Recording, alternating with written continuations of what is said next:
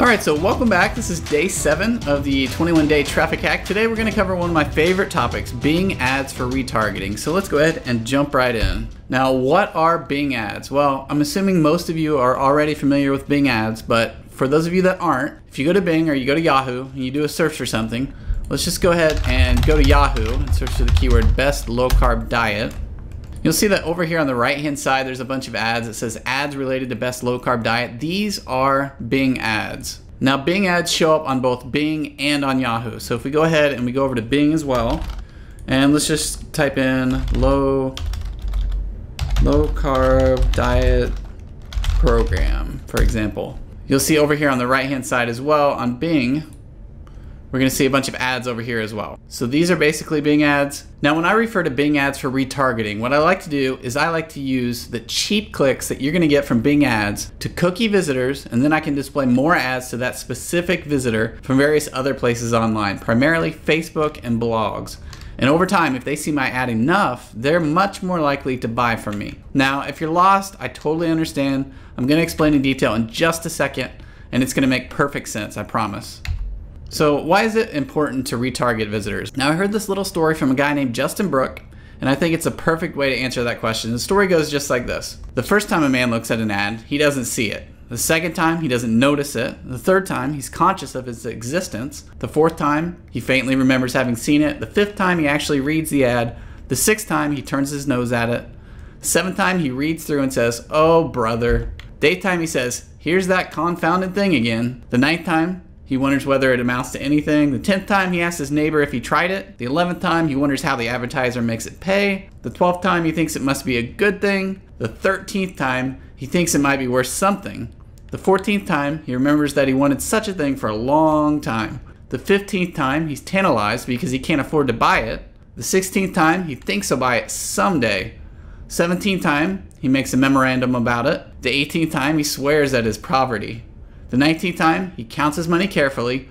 And finally, by the 20th time, he sees the ad and he buys the product. So this ad was actually created by a guy named Thomas Smith from the late 1800s. And while it is a little exaggerated, there's a lot of truth to it. The point is that your prospects need to see your ad multiple times before they're ever going to buy from you. So what I like to do is use Bing advertising to retarget my visitors and display ads to them on multiple other platforms. I want my ads to show up everywhere they go online. The more times I can have my product, my ad in front of them, the greater chance they're going to take me serious and buy my stuff. Using cheap Bing traffic clicks, you can build a list of people that you can then display your ads to them, typically more expensive places, for much, much cheaper. Places like Facebook, Instagram, blogs, news sites, basically anywhere they frequent online, you can have your ad in text format or banner format following them around everywhere. So here's a basic overview of how this is done. The first thing I'll do is I'll create a Bing ad based on some keywords that my potential customer might be interested in searching on. Next, I'll create a landing page solely for Bing. If I want to later display my ads to these potential customers on Facebook, I'll go to Facebook and I'll create a retargeting pixel. And don't worry, I'll show you how to do this in just a second. I put this Facebook retargeting pixel on my landing page that I created just for Bing, and then I start my Bing ad. And then basically what happens is the visitor searches on Bing or Yahoo for whatever keyword I was bidding on. Let's say I was bidding on the keyword best low-carb diet. They see my ad, they click my ad.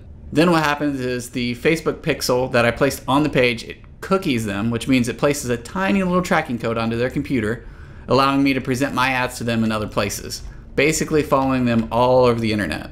I create an ad on Facebook and I tell Facebook I want to show my ad to all people that have visited my Bing ad. My ad then follows that person around all over Facebook, showing it to them many, many, many times. And after they see it a ton of times, what they eventually do is they eventually buy what I'm selling. Bing ads are much cheaper than any other pay-per-click ads like Google AdWords, and you can still get lots and lots of traffic. So that's why I like to do this sort of retargeting with Bing ads. It's much cheaper to use a custom audience, i.e. a retargeting list on Facebook, than to advertise a bigger demographic where you're competing with many, many, many more advertisers for the available inventory. You can follow this potential customer around for weeks, giving them special offers or discounts or anything else to entice them to come back and buy the thing they at first were only marginally interested in. A good personal example is we used retargeting to sell one of our software programs called Doodly. Now, Doodly is a software program that allows anyone to create whiteboard doodle sales videos and presentations. So what we did was we retargeted anyone that visited our homepage, and then we retargeted them on Facebook with a customized video of us using Doodly to say something along the lines of, "Thanks for checking us out the other day. We noticed you left without giving us a try. We miss you. Come back and give us a try today and take 20% off the regular price." Doing this, we were able to get a huge return on our investment. As you can see in this screenshot, we spent just $2,269 and made a crazy $86,000+, which is over a 39 times return on our investment. All right, so how do you do this? So let's go ahead and exit out of the PowerPoint, and I'm gonna show you step by step how to set things up in Bing, how to set things up in Facebook so you can get this strategy running for yourself. First thing you'll do is you'll log into your Bing Ads account. If you don't yet have a Bing Ads account, you'll just wanna go to bingads.microsoft.com. It's gonna take you to a page like this. Go ahead and sign up. I'm gonna go ahead and sign in to my account though. Okay, once you're all signed in, you wanna make sure you click on the Campaigns tab located at the top. From here, you wanna create a new campaign. So we'll go ahead and click that button to create a new campaign. Next thing we'll do is we'll set a goal for this campaign. What I like to typically do is conversions in my website. So I'll go ahead and click on that. Then I'll give my campaign a name.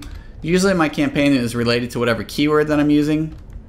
But for this example, I'm just going to type in demo for now. Then we'll give our campaign a budget. We'll just leave it at 20 for now. This can be whatever you want to spend per day. Language, I'll just do English. Typically like to leave this on United States, Canada.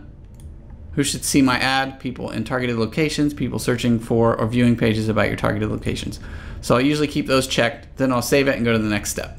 Okay, from here we'll enter the URL of our website. From here we'll enter our ad group name. The ad group name, again, is usually related to whatever keywords I selected. So let's say I was going to advertise with the keywords related to low carb dieting. So I might use the ad group name low carb dieting. Here I would type in some keywords here. So low carb dieting, low carb diet program, and I just enter a bunch of different keywords in here. Okay, Bing is gonna give you a lot of suggestions over here that you can also add to your group, but I would keep my keywords pretty tight to one specific group. Up here, I'll enter my website URL. I'm not gonna do that for now because I don't actually have a URL set up. And then once you're finished with that, you'll save and go to the next step. On the next page, you're going to be asked to actually write your ad. So you go ahead and write your ad and you click save. And then your ad should then become available on both Bing and Yahoo. It's a super easy, super straightforward process. Okay, but before we do this, it's super important that you make sure you put your Facebook retargeting pixel on the web page that you're gonna be advertising on Bing. Okay, that's super important. So I'm gonna go ahead and go over to Facebook now, and I'm gonna show you how to grab your Facebook pixel that you're gonna place onto this page. All right, so here we are inside of Facebook. We're gonna come up here to Business Manager, then we're gonna come over here to Pixels, and we're gonna create a pixel.